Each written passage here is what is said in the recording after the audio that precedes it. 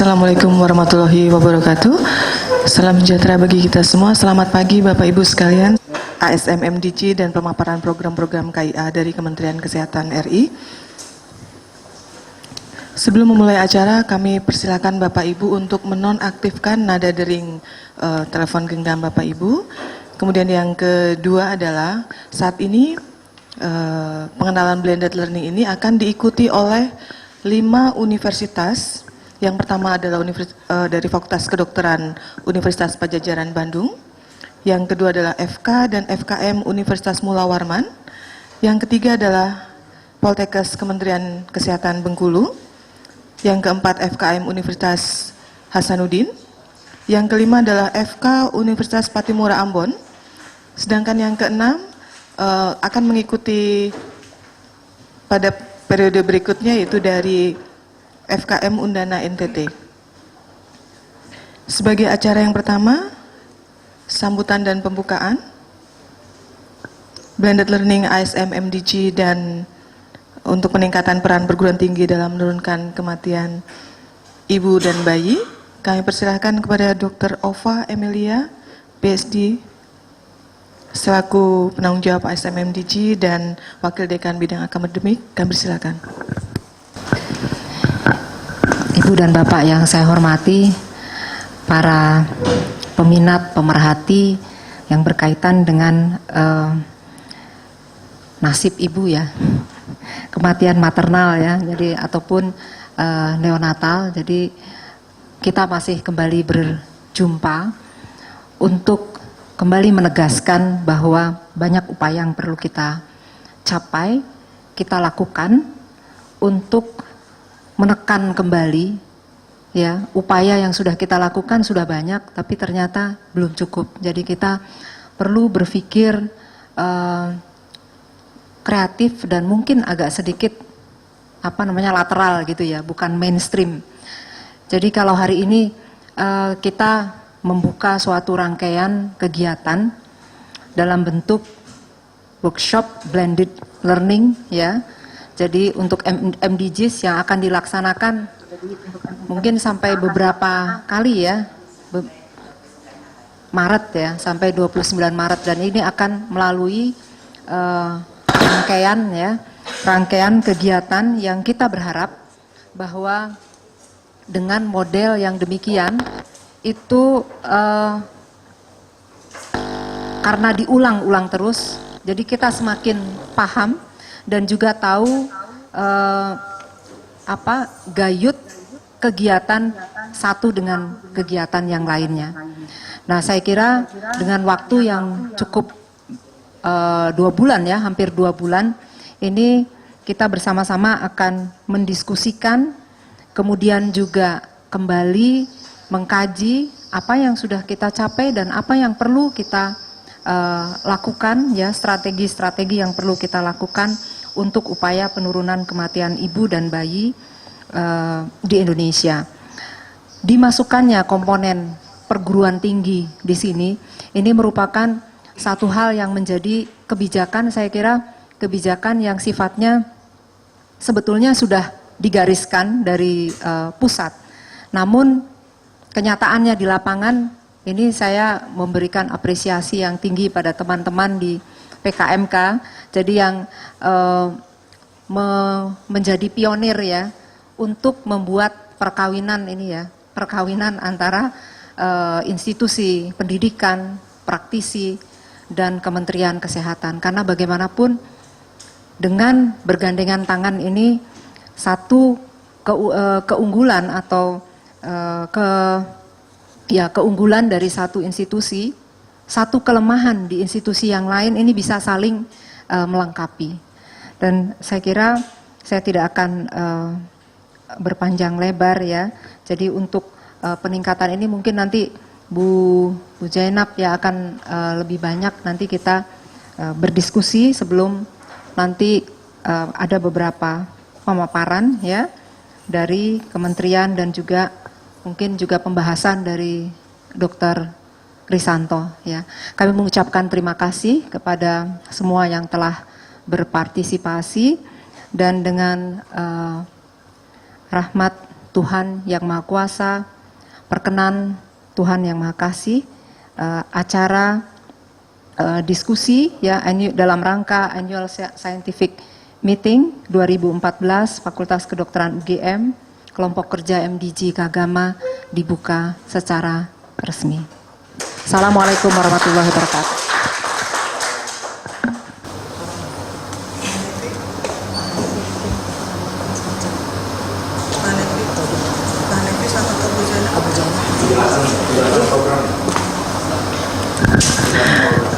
Baik, terima kasih Bu Ova untuk pembukaan dan sambutan pada pagi hari ini. Sebelum kita memasuki sesi yang pertama atau masuk ke moderator yaitu Dr. Dwi Handono MKes, saya persilakan kepada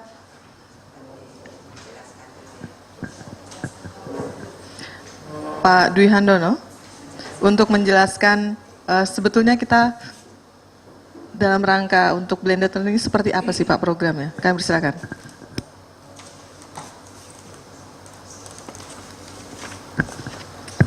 Ya, terima kasih Pak Evi. Bismillahirrahmanirrahim. Assalamualaikum warahmatullahi wabarakatuh. Selamat pagi dan salam sejahtera untuk kita semua. Baik Bapak Ibu sekalian, saya akan menyampaikan terkait dengan program blended learning ini dulu. Karena pada tepat jam 9 nanti kita akan connect dengan Bapak Dirjen Bina Gizi dan KIA. Jadi sambil menunggu waktu ditetapkan oleh kita kemarin, bahwa sebelumnya akan kami sampaikan dulu terkait dengan program blended learning. Jadi Bapak Ibu sekalian, saat ini ada berapa? 6 atau sudah banyak yang bergabung. Jadi para peserta blended learning ini dari berbagai perguruan tinggi di tanah air kita. Saat ini sudah connect, ada berapa Pak Nasrun? Ada 9 yang sudah bergabung dengan kita, mengikuti langsung secara online. Jadi penjelasan ini khususnya saya sampaikan pada para peserta blended learning itu sendiri, sehingga kegiatan ini menjadi jelas. Baik Bapak Ibu sekalian, pertama terkait dengan pemahaman blended learning, ini adalah suatu blended artinya campuran, mix. Jadi kita mencoba mulai tahun ini, Fakultas Kedokteran UGM, dalam hal ini diselenggarakan oleh PKMK FKUGM, akan menyelenggarakan berbagai kegiatan, tidak cuma ini, tapi juga ada beberapa kegiatan lain dalam format blended learning. Latar belakangnya dengan pemikiran ini adalah kita menginginkan pelatihan-pelatihan atau workshop yang hanya sehari, 2 hari, kita menganggap sudah tidak efektif lagi. Sementara kalau kita berkumpul bersama-sama dalam suatu sesi, katakanlah seminggu, 2 minggu, itu juga tidak memungkinkan. Oleh karena itulah berdasarkan evidence base dan juga rujukan-rujukan mutakhir, saat ini metode yang tepat untuk digunakan adalah blended learning, mix. Dengan kemajuan dari teknologi informasi, kita bisa menggabungkan pembelajaran ini melalui web. Saat ini Bapak Ibu sekalian sudah mengikuti dalam kegiatan seminar pada hari ini dengan menggunakan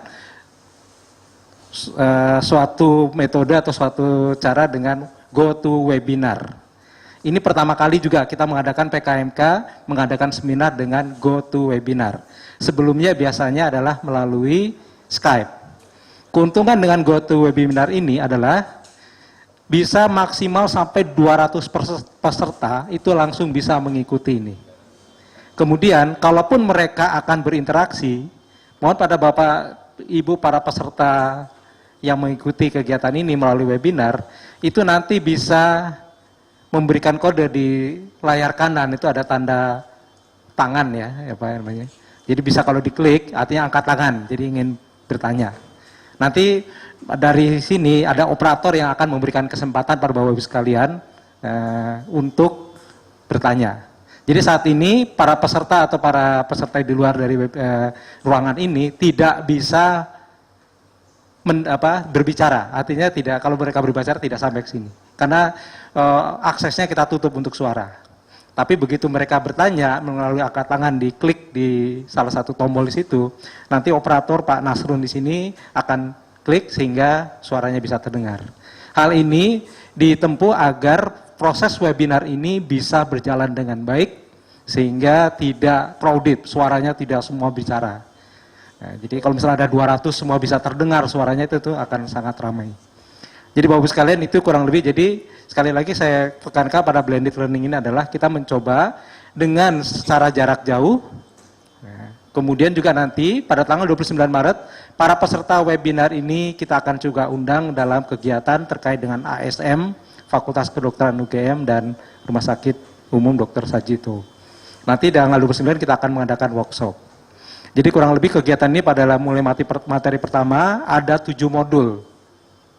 Jadi setiap modul itu akan dibahas, khusus untuk modul kedua nanti dari Prof. Laksono, itu akan dibahas selama 2 minggu.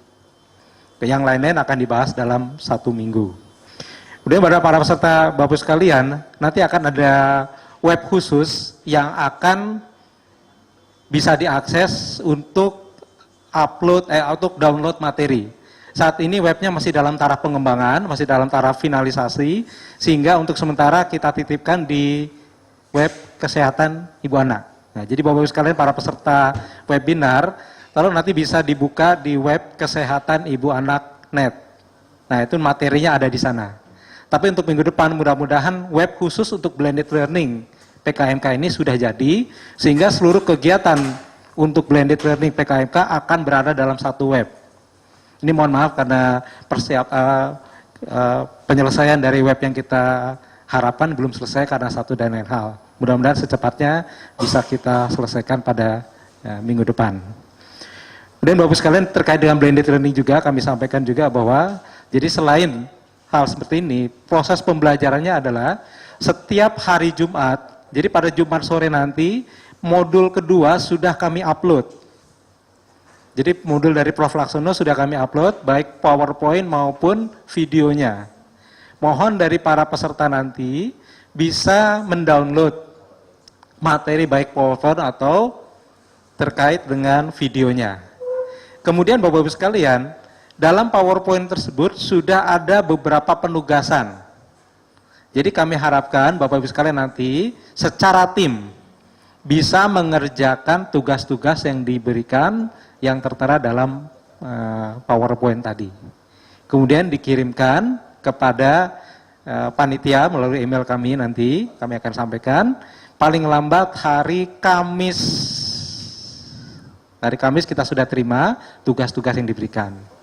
Mengapa demikian? Karena pada hari Jumat nanti, pada Jumat minggu depan, ini akan kami laksanakan kembali webinar sesuai dengan materi modul kedua.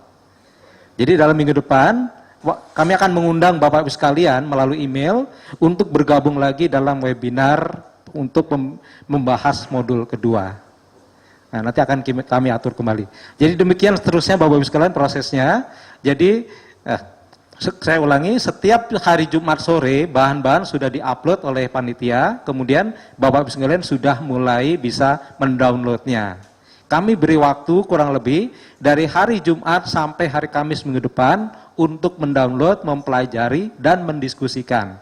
Sehingga hari Kamis secara tim sudah bisa mengirimkan hasil penugasannya kepada kami di panitia.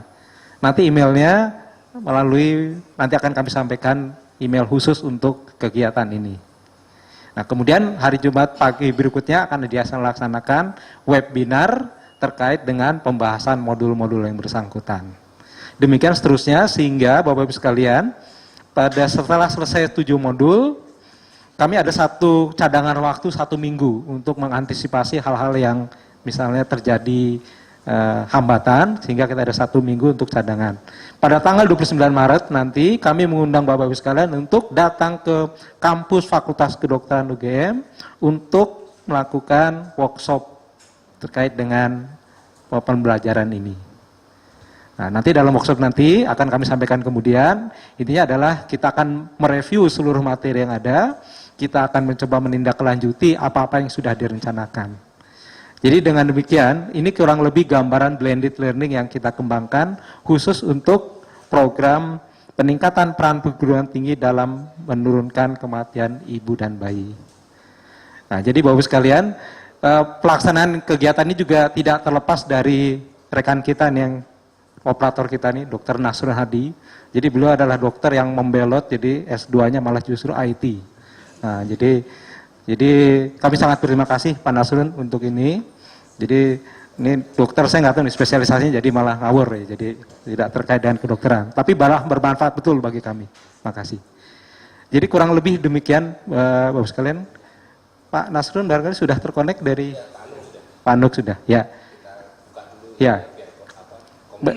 Ya, baik Bapak sekalian para peserta webinar. Jadi Pak Anung sudah connect, karena jadwal kita jam 9. Kita coba komunikasi dulu untuk coba uji coba dulu sebentar. Sebelum nanti pada saatnya Pak Anung selaku Dirjen Bina Gizi KIA akan menyampaikan materinya. Kemudian dilanjutkan nanti mohon pembahasan Dr. Risanto untuk memberikan pembahasan ulasan dari apa yang disampaikan Dr. Anung nanti. Sudah. Ada 4 hal yang ingin saya sampaikan di dalam pagi hari ini. Yang pertama berkaitan dengan situasi kesehatan ibu dan anak gizi di Indonesia. Kalau kita bicara tentang rencana pembangunan jangka menengah nasional yang akan berakhir tahun ini, maka ada beberapa persoalan yang berkaitan dengan ibu, bayi, dan kematiannya yang belum kita capai, dan kita mendapatkan rapot merah. Bukan berarti ini adalah rapot merah untuk Kementerian Kesehatan, tapi karena ini adalah program nasional, semua yang terlibat di dalam kegiatan ini masih harus bekerja keras. Seperti kematian ibu kita yang menurut data SDKI masih di atas 300, kemudian kematian bayi kita yang menurut SDKI sebenarnya sudah trennya sudah benar, tapi angkanya memang belum sempurna bisa kita dapatkan. Persoalan underlying-nya diantaranya adalah total fertility rate, angka kelahiran yang belum bisa seperti yang kita harapkan, 2,1, angka ini masih 2,6. Nah, ini adalah slide kedua, ini adalah gambaran tentang jumlah ya, jadi kasus kematian yang terjadi di beberapa provinsi. Kalau kita lihat, maka lebih dari 50% kematian itu terjadi hanya di 4 atau 5 provinsi yang ada. Jawa Barat, Jawa Tengah, Jawa Timur, Banten, itu menyumbang lebih dari 50% kematian ibu yang ada di Indonesia ini dalam tatanan jumlah. Namun kalau kemudian kita perhitungkan dalam tatanan angka, memang teman-teman kita di Papua, di NTB, angkanya masih jauh lebih tinggi dibandingkan dengan angka-angka yang ada di Jawa yang tadi saya sebutkan. Nah, kalau kemudian kita lihat di slide berikut, maka kita melihat sebenarnya proses itu relatif baik. Artinya aksesibilitas masyarakat kepada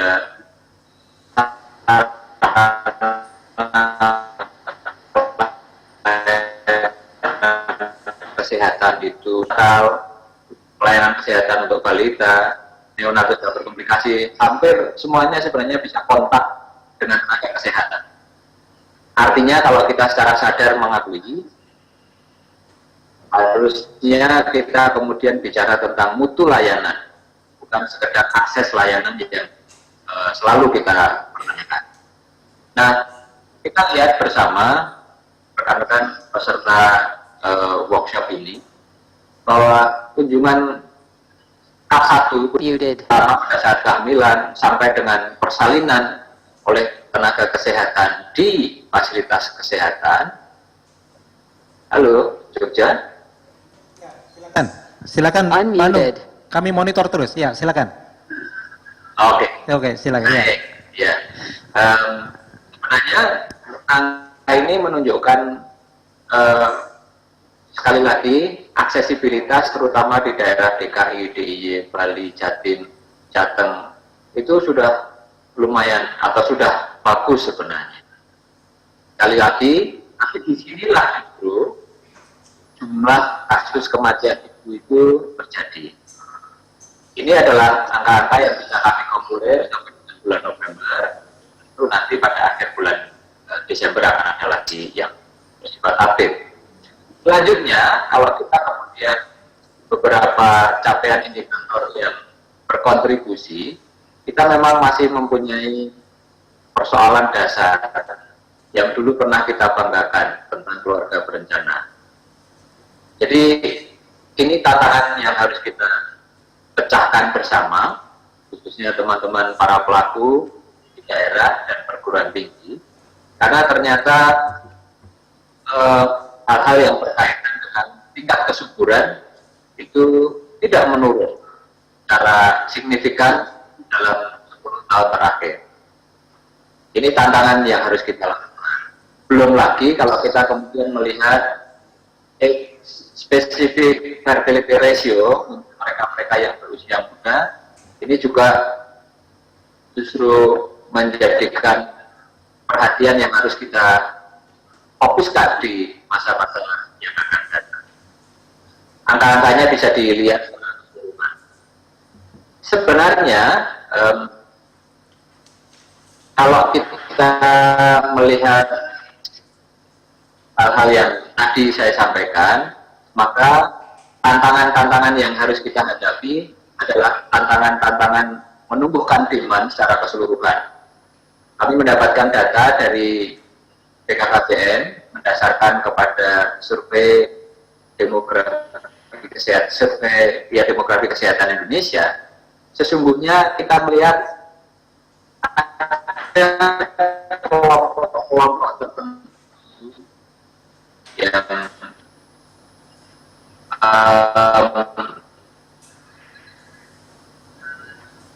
bisa kita akses bahwa mereka sudah tidak ingin punya anak, tidak ingin lagi punya anak. Ya. Ini mirip dengan tabel yang kedua. Kalau kita tanya kepada bapaknya, suaminya, maka 50 hampir 60% bapak itu kalau sudah punya anak kedua dia tidak ingin punya anak.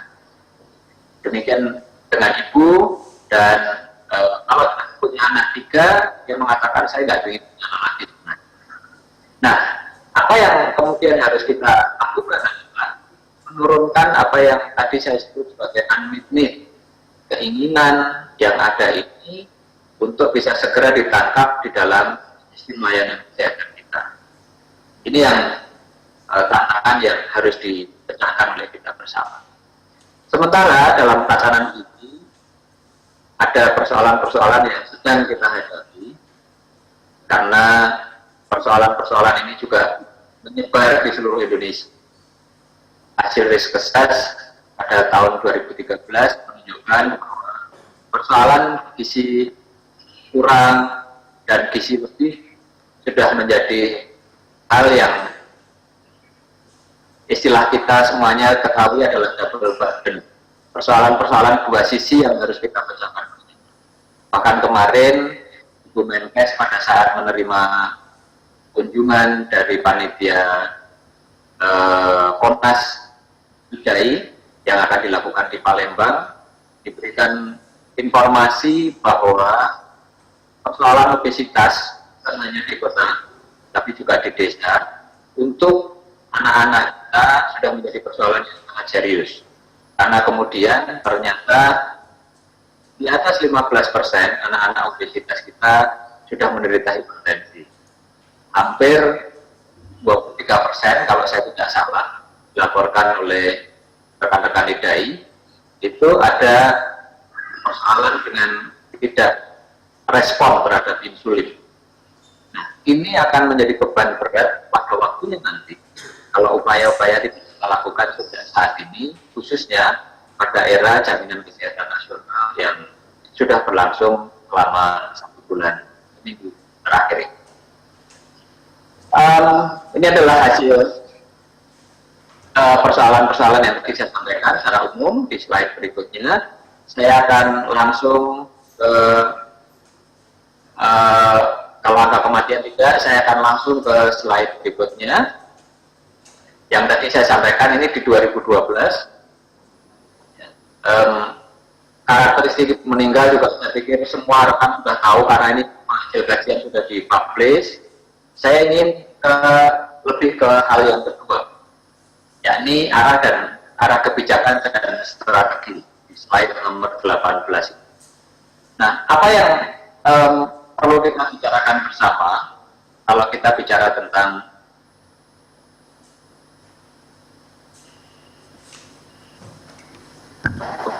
kematian ibu dan persoalan gizi dalam sisi kesehatan, kita sebenarnya adalah bicara tentang pelayanan yang sifat komprehensif.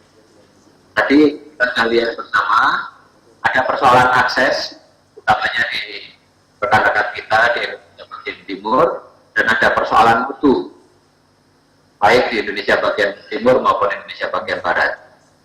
Nah,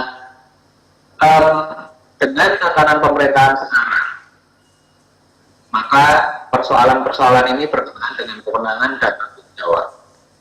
Memang persoalan kesehatan secara administratif itu menjadi kewenangannya kabupaten kota. Tapi kemudian kita harus bicarakan kewenangan ini dalam konteks tanggung jawab. Kenapa saya mengatakan tanggung jawab? Undang-undang sudah mengatakan mengamanatkan tentang pembiayaan kesehatan.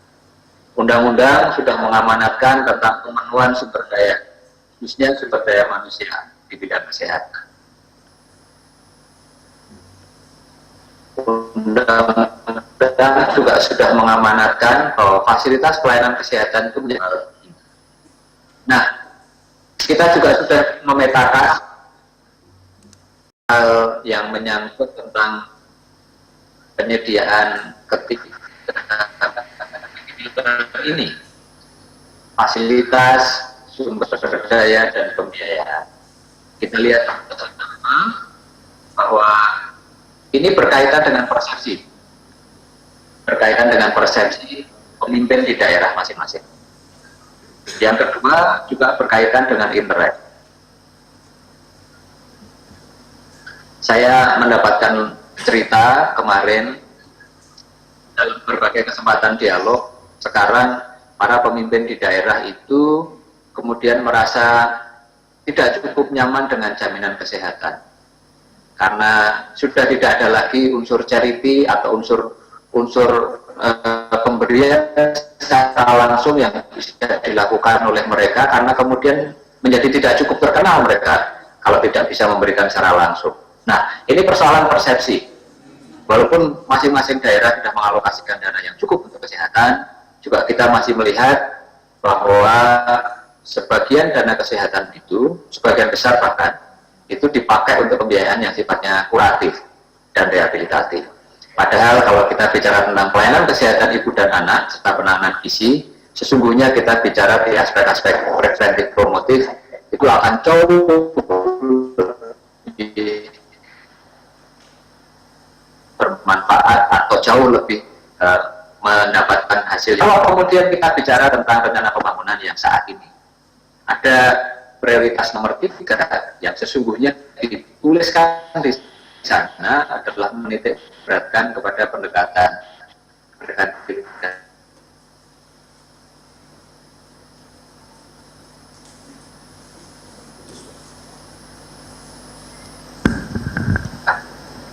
kedua yang saat ini sudah akan berakhir. Kita sedang menyiapkan juga di rencana pembangunan sama, isunya masih tentang akses yang berkualitas, diharapkan sudah mulai mantap dalam 5 tahun ketiga ke depan. Peta ini sebenarnya sudah ada peta kesenjangan yang berkaitan dengan potensi, ada peta kesenjangan yang berkaitan dengan pendekatan tadi, baik itu kuratif, rehabilitatif, karena promotif, preventif ini. Pada bagian lain, masyarakat kita sedang berubah, value-nya juga berubah dari pertanian ke arah hal-hal yang sifatnya digital.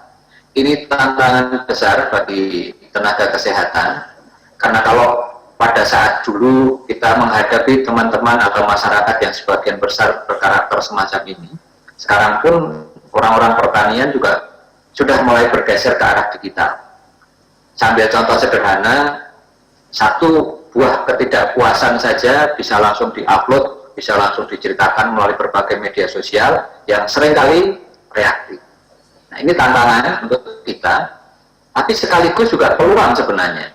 Pada saat di era digital, maka komunikasi akan lebih baik. Saya membaca hasil Susenas tahun 2012 yang baru dipublish di 2013 ini, katakan di Jawa Tengah saja itu 87,9 rumah tangga, 87,9% rumah tangga di Jawa Tengah itu mempunyai handphone, media komunikasi handphone. Tentu ini akan bisa menjadi satu peluang untuk mewujudkan akses yang berkualitas pada masa-masa yang akan datang melalui suatu hal yang sifatnya kecepatan, ya, dan sifatnya real time. Nah, inilah yang harus dijadikan sebagai satu kesatuan sistem untuk layanan kesehatan kita. Secara konseptual, pendekatannya kita ada dua, yakni pendekatan sasaran dan pendekatan institusi sebenarnya, di slide nomor 22. Pendekatan sasaran kita tetap kita akan ada pada aspek individu, keluarga, kelompok, dan masyarakat. Yang ini harus diwujudkan kepada peningkatan kemauan dan kemandirian masyarakat.